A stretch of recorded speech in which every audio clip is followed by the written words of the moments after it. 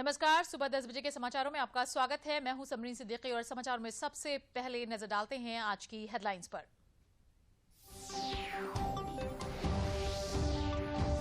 विदेश मंत्री doctor S Jaishankar ने वैश्विक आतंकवाद पर सुरक्षा परिषद की बैठक की अध्यक्षता। कहा, राजनीतिक मतभेद दूर कर आतंकवाद के खिलाफ एकजुट हों सभी देश।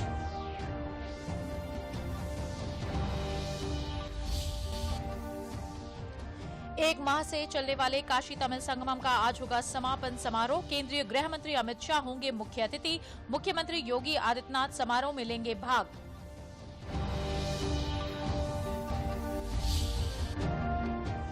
कर्नाटक के प्रतिनिधिमंडल ने कल मुख्यमंत्री योगी आदित्यनाथ से की मुलाकात। मुख्यमंत्री ने कहा कि कर्नाटक और उत्तर प्रदेश के बीच हैं घनिष्ठ संबंध।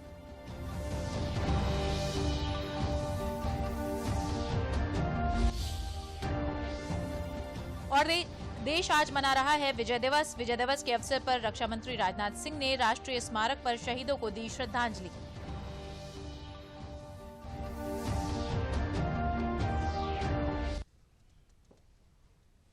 और समाचार अब विस्तार से।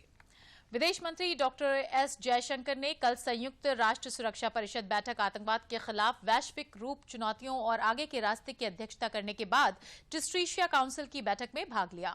जयशंकर ने टिस्ट्रीशिया काउंसिल में शांति सैनिकों के खिलाफ अपराधों के लिए जवाबदेही को बढ़ावा देने के लिए फ्रेंड समूह को लॉन्च किया।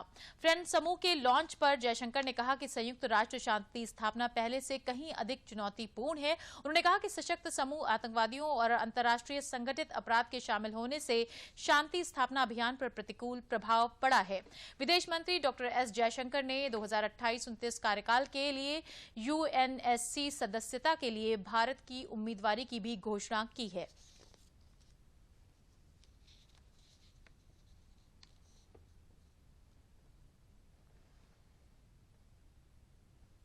पहली G20 इंडिया फ्रेमवर्क समूह की बैठक आज से बेंगलुरु में शुरू होगी। इस बैठक में वैश्विक आर्थिक मुद्दों, चुनौतियों और अनिश्चितताओं पर मुख्य रूप से फोकस रहेगा। बैठक में मजबूत, टिकाऊ, संतुलित और समावेशी विकास को बढ़ावा देने के लिए नीति समन्वय पर भी विचार होगा।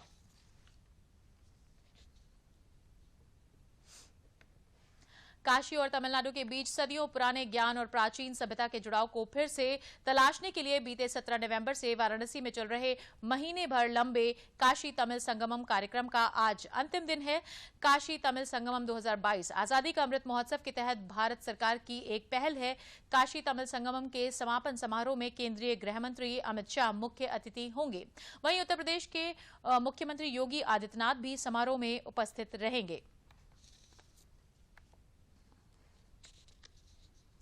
काशी तमिल संगमम का आज समापन समारोह आयोजित हो रहा है। एक माह तक चलने वाले इस ऐतिहासिक समारोह का समापन केंद्रीय गृह मंत्री अमित शाह करेंगे। अधिक जानकारी के लिए चलते हैं वाराणसी, जहां हमारे संवाददाता हरिकेश बहादुर सिंह इस वक्त मौजूद हैं।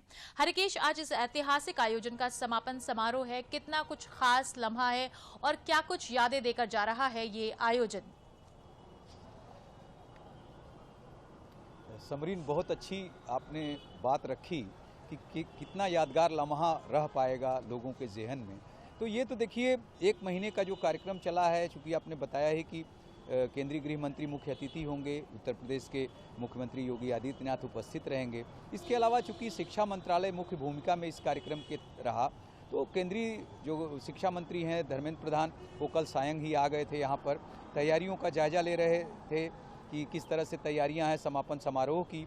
सूचना प्रसारण राज्य मंत्री जो एल मुरुगन जी हैं, जो तमिलनाडु से आते हैं, वो भी आज उपस्थित रहेंगे।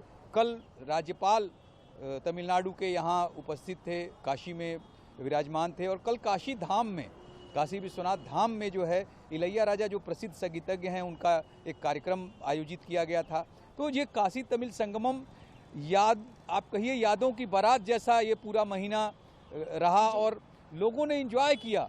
एक एक जो सांस्कृतिक कार्यक्रम चल रहे थे, एमपी थिएटर जो मुख्य केंद्र है इन कार्यक्रमों का, वहाँ पर जो छात्र छात्राएं काशी हिंदू विश्वविद्यालय के वॉलंटियर के रूप में लोगों का स्वागत करते हुए, लोगों को मार्गदर्शन करते हुए, इसके साथ ही आईआरसीटीसी की टीम जो समूह आ रहे थे उनके साथ लगी रही जब तमिलनाडु से वो चले और काशी भ्रमण पे। इसके अलावा जब प्रयागराज गए, अयोध्या गए, इन सब में IRCTC की जो टीम थी वो उनके साथ लगातार लगी रही।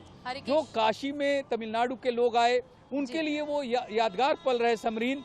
वो इस जो जितने क्षण हैं, जो अभिभूत हुए यहाँ की मेहमानबाजी से, यहाँ के आतिथ्य भाव से, अतिथि देवो भव का जो भाव है वो लेकर गए, सजो कर गए। मुख्यमंत्री होंगे, गृह मंत्री अमित शाह होंगे, इसके अलावा भी तमाम मंत्री इस समारोह में शामिल होंगे। सुरक्षा व्यवस्था के क्या इंतजाम आप देख रहे हैं वहां पर? आप देखिए, जब गृह मंत्री आते हैं या केंद्रीय मंत्री के रूप में गृह मंत्री आते हैं या मुख्यमंत्री आते हैं तो अपने आप ही कई जिलों की पुलिस सुरक्षा व्यवस्था में लगा दी जाती है। क्योंकि मुख्यमंत्री यहाँ उपस्थित रहेंगे तो वो पुलिस व्यवस्था, प्रशासन वो पूरी मुस्तैदी के साथ तैनात रहेगा। और आपको मैं बताऊं कि जैसे जो पत्रकार हैं उनके लिए भी व्यवस्था की गई है पास की, कि बिना पास के उस प्रांगण में प्रवेश नहीं कर पाएंगे। तो जब पत्रकारों के लिए भी व्यवस्था की गई है एक स्पेशल तरह की, और गृह मंत्री के मौजूद होने के कारण, तो आप समझ सकती हैं कि कितनी तगड़ी सुरक्षा व्यवस्था के इंतजामात किए गए हैं। वैसे भी काशी हिंदू विश्वविद्यालय एक परिसर है, क्योंकि उसके अंदर जाने के लिए वैसे भी लोगों को सोचना पड़ता है। उसके अंदर एम्फी थिएटर है और वो वहाँ यह कार्यक्रम चल रहा है, तो अपने आप में वो एक काफ़ी सुरक्षित जगह माना जाता है काशी हिंदू विश्वविद्यालय। तो सुरक्षा व्यवस्था बहुत ही चुस्त दुरुस्त और सुदृढ़ है, क्योंकि मुख्यमंत्री का आगमन होगा यहाँ पर वाराणसी में। तो वाराणसी पुलिस ने वैसे भी काफ़ी चुस्त दुरुस्त व्यवस्था कर रखी है। और चूंकि गृह मंत्री आ रहे हैं तो चूंकि आसपास के जिलों की पुलिस भी बुला ली गई है इस सुरक्षा व्यवस्था को देखने के लिए। और इस समापन समारोह की जो खास बात है वो सारी जानकारी के लिए। और अब हम बढ़ते हैं अपने अगली खबर की तरफ।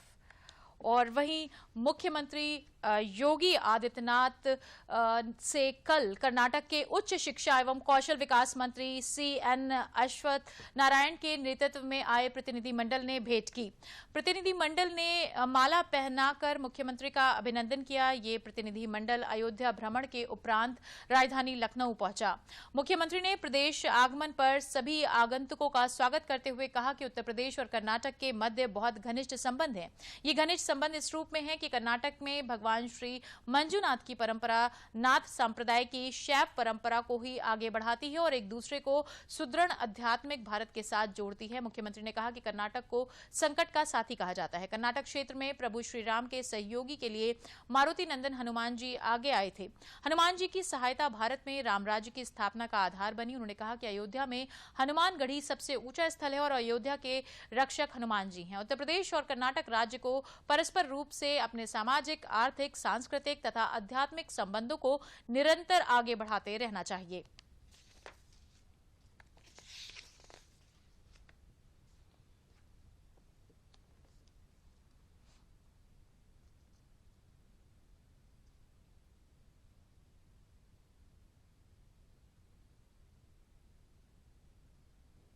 सौ वर्षों में जो कार्य नहीं हो पाया, अयोध्या में राम जन्मभूमि में भगवान राम के मंदिर का निर्माण का कार्य इस दौरान अब प्रारंभ हो चुका है। स्वयं प्रधानमंत्री मोदी जी अयोध्या आते हैं, रामलला के मंदिर कार्य का शुभारंभ करते हैं। अन्यथा इससे पहले कोई भी प्राइम मिनिस्टर अयोध्या नहीं गया था। मोदी जी के पहले कोई जाने को तैयार नहीं होता था। सबको भय लगता था कि अयोध्या जाएंगे तो कहीं हम पर कोई आरोप न लग जाए। लेकिन अपनी विरासत के प्रति सम्मान और अपने मानबिंदुओं के प्रति अगाध आस्था का भाव आज हम सबको देखने को मिलता है। अयोध्या में भगवान राम लला का भव्य मंदिर का निर्माण हो रहा है। काशी में भगवान विश्वनाथ का पावन धाम बनकर के तैयार हो गया है। ऐसे ही देश के अंदर अन्य क्षेत्रों में भी अनेक कार्यक्रम हो रहे हैं। ये हम सब भारतवासी के लिए गौरव का क्षण है और हम सबको अपनी उपलब्धियों पर गौरव की अनुभूति भी होनी चाहिए। कर्नाटक सरकार के उच्च शिक्षा मंत्री डॉक्टर CN अश्वत्थ नारायण के नेतृत्व में 150 लोगों का डेलीगेशन अयोध्या पहुंचा। अयोध्या पहुंचकर सभी ने श्री राम जन्मभूमि परिसर में विराजमान रामलला का दर्शन पूजन किया और ऐतिहासिक हनुमानगढ़ी पर माथा भी टेका। डॉक्टर CN अश्वत्थ नारायण ने कहा कि हनुमान जी का जन्म कर्नाटक में हुआ था, इसलिए हम लोगों के लिए ये मंदिर अत्यंत पूजनीय है। उन्होंने कहा कि प्रधानमंत्री नरेंद्र मोदी के नेतृत्व में राम मंदिर का ही निर्माण नहीं हो रहा, बल्कि इसी के साथ राष्ट्र मंदिर का भी निर्माण हो रहा है। डेलीगेशन ने कर्नाटक की सिल्क साड़ी और सिल्क के कपड़े भगवान रामलला और उनके भाइयों और माता सीता के साथ ही माता कौशल्या को समर्पित करने के लिए ट्रस्ट को सौंपा और भगवान रामलला को चांदी की ईंट भी समर्पित की और अयोध्या की मिट्टी लेकर कर्नाटक रवाना हो गए।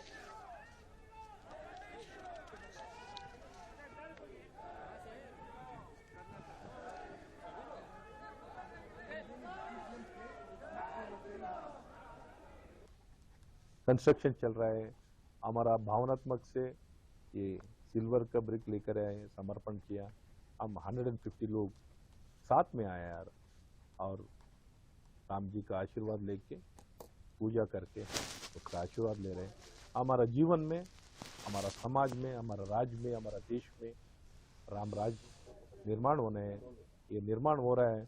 हमारा सबसे नेता हमारा लीडर सम्मानीय प्रधानमंत्री नरेंद्र मोदी जी का नायकत्व में, नेतृत्व में ये सब मंदिर निर्माण हो रहा है, देश का निर्माण हो रहा है।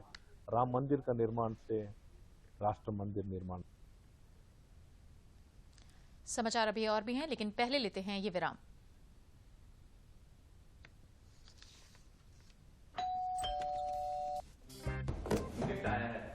अरे वाह, लेजेंड की बैट। इससे तो मैं खेलूंगा। Future batting legend bat. इसमें जिसका नाम लिखा है बैट उसी को मिलेगी। अरे यार, देखा, अगर इस पे मेरा नाम नहीं लिखा होता तो कितनी दिक्कत हो जाती। इसलिए RBI कहता है बैंक अकाउंट हो या बैंक लॉकर, उसमें नॉमिनी का नाम जरूर दर्ज करें, ताकि आपकी जमा पूंजी उसी को मिले जिसे आपने नामित किया है। RBI कहता है जानकार बनिए, सतर्क रहिए। विराम के बाद समाचारों में आपका स्वागत है। देश आज विजय दिवस मना रहा है। विजय दिवस के अवसर पर रक्षा मंत्री राजनाथ सिंह ने राष्ट्रीय स्मारक दिवस पहुंचकर वीर जवान शहीदों को श्रद्धांजलि अर्पित की।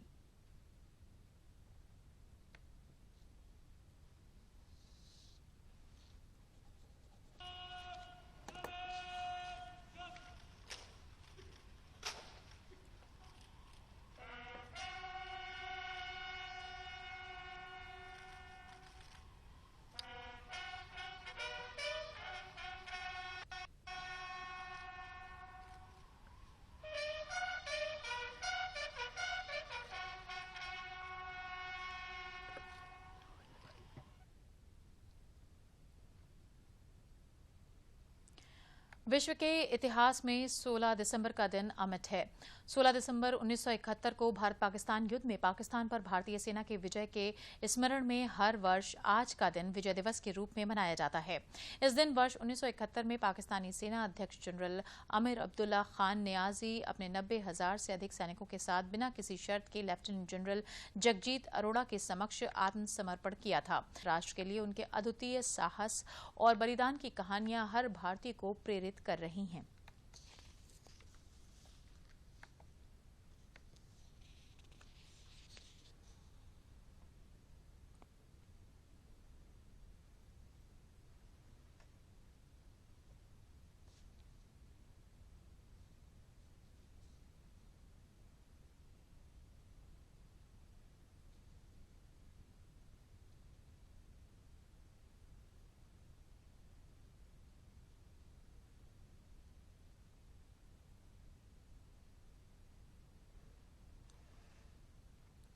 मेरठ के चौधरी चरण सिंह विश्वविद्यालय का 34वां दीक्षांत समारोह भव्य रूप से मनाया गया। समारोह में कुल 195 छात्र छात्राओं को कुल 228 मेडल उपाधि विभिन्न संकायों में दिए गए।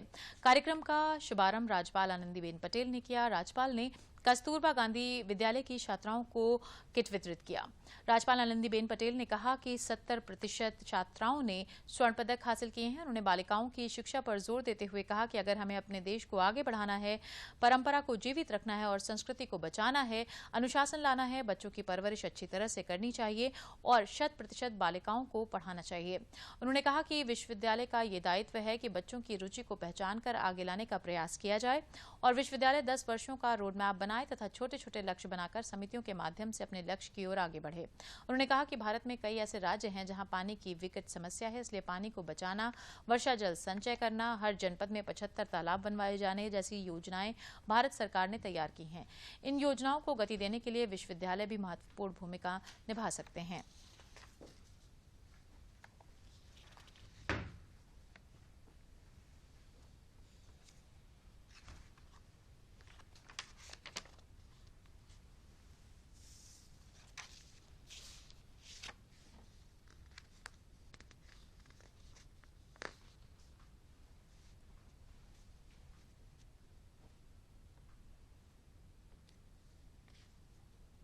सरकार आवास के लिए पैसे दे रही है और गरीब का आवास हो रहा है।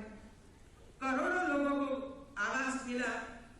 क्या आवास मिलने के बाद और आवास नहीं था इसके पहले ये परिवार की क्या स्थिति थी और आवास मिलने के बाद ये परिवार की स्थिति क्या हुई, इसका कोई प्रोजेक्ट करके समाज के सामने ये विषय रखने की आवश्यकता नहीं लगती है आपको। इसी तरह आयुष्मान भारत योजना, परिवार को 5 लाख का एक कार्ड दिया जाता है।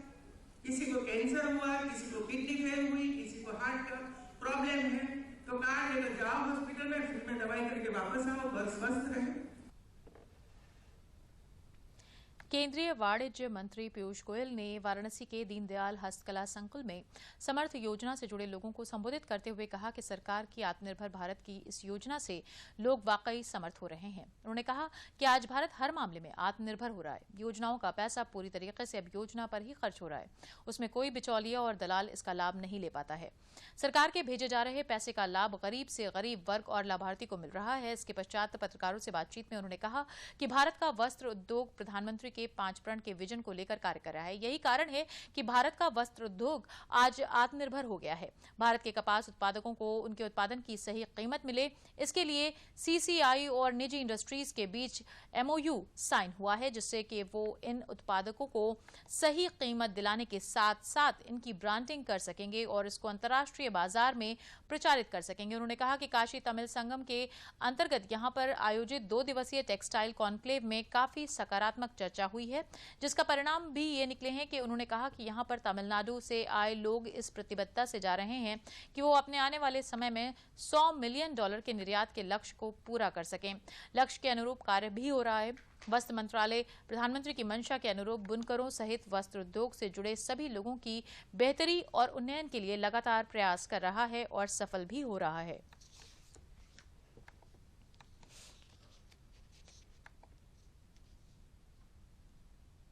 जनपद पर कॉटेज एम्पोरियम के ठीक सामने एक विरासत नाम की सारी एग्जीबिशन शुरू होने जा रही है। विरासत में हमने आज़ादी के 75वें वर्ष में अमृत महोत्सव में 75 अलग अलग वीव्स जो भारत की शान है, कई का हमारे पास GI टैग है, जैसे कांजीवरम साड़ी है, पैठनी साड़ी है, पटोला साड़ी है, बनारस की सिल्क साड़ी है, ऐसे अलग अलग देश भर के 75 weaves my sari my pride नामक ये विरासत एग्जीबिशन कल से शुरू होगी। मैं आप सबको आमंत्रण करता हूं कि आप जरूर उसमें भी भाग। वाराणसी में चल रहे काशी तमिल संगमम में कल बाबा विश्वनाथ मंदिर कॉरिडोर परिसर चौक में दक्षिण भारत तमिलनाडु के मशहूर गायक इलैया राजा ने अपने भजनों की प्रस्तुति अपने दल के साथ दी। इलैया राजा ने अपने भजनों की प्रस्तुति संस्कृत, तमिल, मराठी, कन्नड़ और हिंदी में दी। इलैया राजा के द्वारा गाए गए भजन भगवान शिव को समर्पित थे। संगीत संध्या समारोह का उद्घाटन तमिलनाडु के गवर्नर रविंद्र नारायण रवि ने किया। इस अवसर पर काफी संख्या में श्रोतागण मंदिर चौक में बैठकर इलैया राजा द्वारा गाए गए भजनों का आनंद ले रहे थे।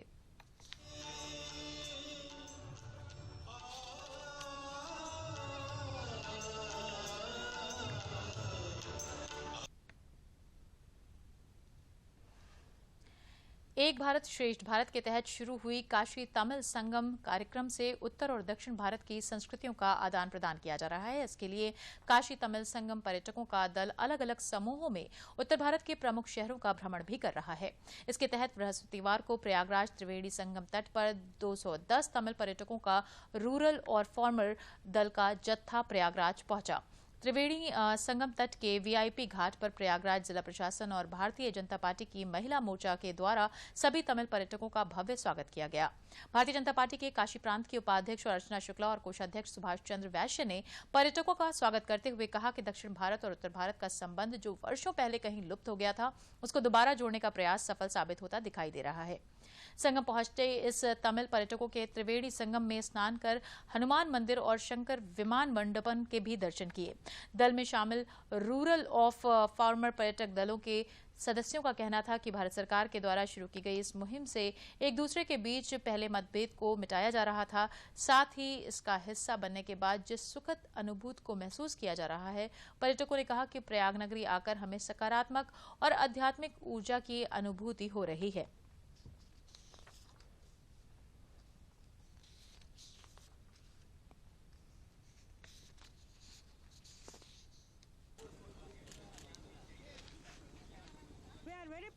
Our Prime Minister and our Yoginath Maharaj that they have arranged like this बहुत ऊंचा कार्यक्रम they have arranged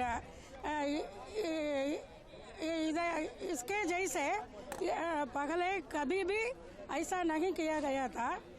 Ganga, Yamuna, Saraswati, Triveni Sangamam. Our Tamil people, we always think about this place because every Hindu, one time in his life, this is a very big expectation in each Hindu family.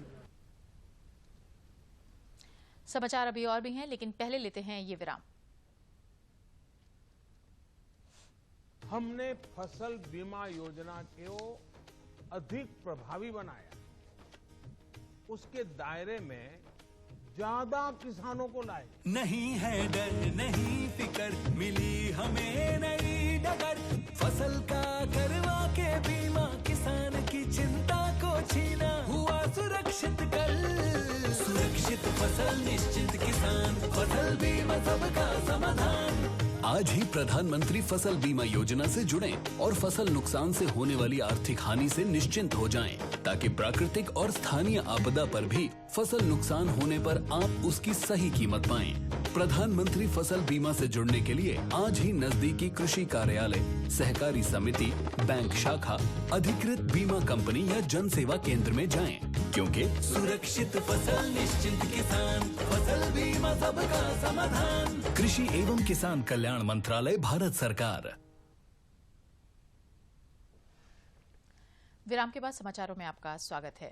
Bareilly में अखिल भारतीय विद्यार्थी परिषद द्वारा आयोजित सम्मेलन कार्यक्रम में प्रदेश सरकार की माध्यमिक शिक्षा मंत्री गुलाबो देवी ने शिरकत की। गुलाबो देवी ने प्रदेश और केंद्र सरकार की योजनाओं की जमकर तारीफ की। उन्होंने छात्राओं से कहा कि सफलता का कोई शॉर्टकट नहीं होता, आप सभी लोग खूब मेहनत करिए और देश का नाम रोशन करिए।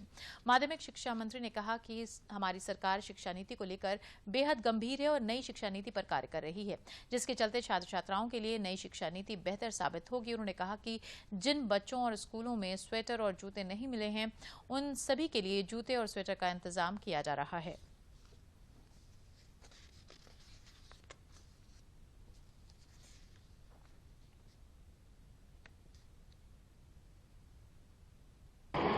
नई शिक्षा नीति को लेकर हमारी सरकार बहुत गंभीर है और शिक्षा नीति पर कार्य कर रही है।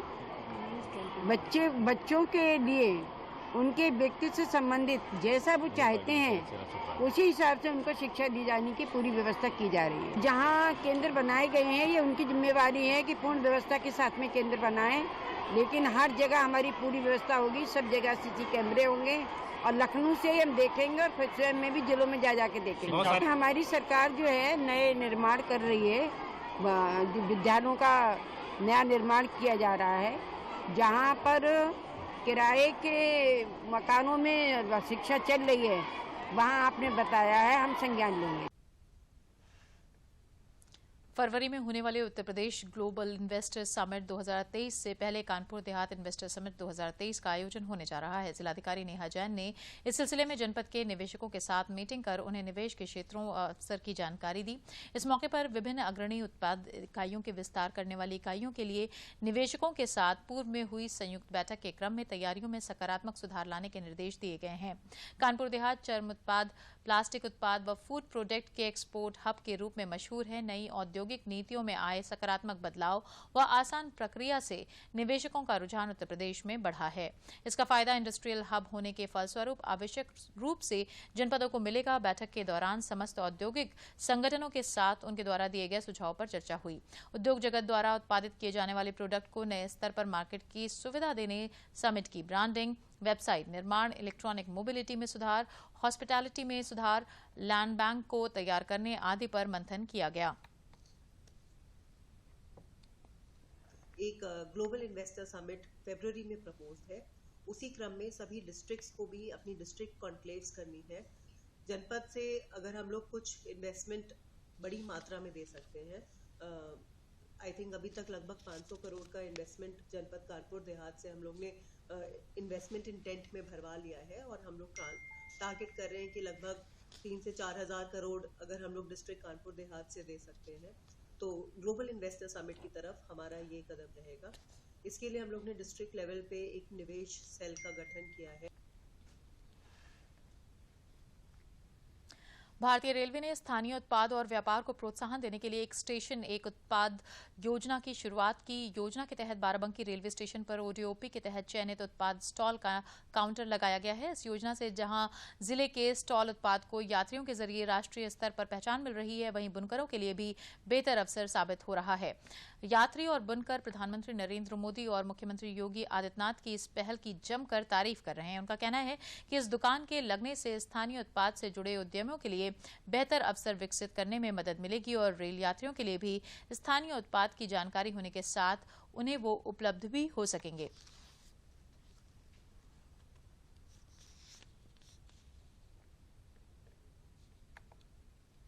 मोदी जी का ये स्कीम था वन स्टेशन वन उत्पाद का, और बाराबंकी वैसे तो देवा महादेवा के लिए प्रसिद्ध है और एक यहाँ की एक छुपी हुई चीज़ यहाँ थी। यहाँ जो लोकल उत्पाद था, जो स्टॉल का काम होता है, हम लोग का गमछे काम होता है बुनकरों द्वारा, तो ये बुनकरों के लिए बुनकरों के लिए, व्यापार के लिए, उनके लिए बहुत अच्छा मतलब मोदी जी ने ये स्कीम निकाली है कि हम स्टेशन पे अपना जो है फेमस कर सकें अपनी चीज़ को। मिलता तो हर जगह, लेकिन यहाँ का मतलब ये है कि जिस स्वदेशी चीज़ जो है वो अपनाने की वो कर रहे हैं, ये बहुत अच्छी बात है। इससे तो बहुत फ़ायदा होगा। जो यात्री आते हैं जाते हैं वो देखेंगे इस चीज़ को, उनको इनसे अच्छी चीज़ मिलेगी। ये कुछ बेहतरीन काम है ये। और अब अंत में प्रमुख समाचार एक बार फिर। विदेश मंत्री डॉक्टर एस जयशंकर ने वैश्विक आतंकवाद पर सुरक्षा परिषद की बैठक की अध्यक्षता। कहा, राजनीतिक मतभेद दूर कर आतंकवाद के खिलाफ एकजुट हों सभी देश।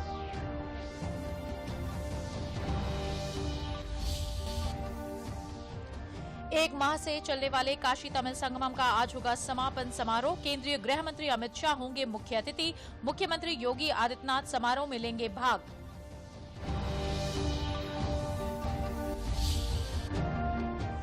कर्नाटक के प्रतिनिधिमंडल ने कल मुख्यमंत्री योगी आदित्यनाथ से की मुलाकात। मुख्यमंत्री ने कहा कि कर्नाटक और उत्तर प्रदेश के बीच हैं घनिष्ठ संबंध।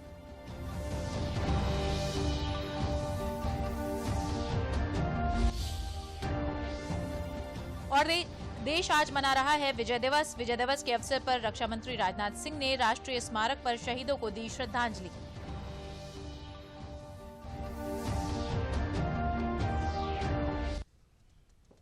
और इसी के साथ समाचार समाप्त हुए। नमस्कार।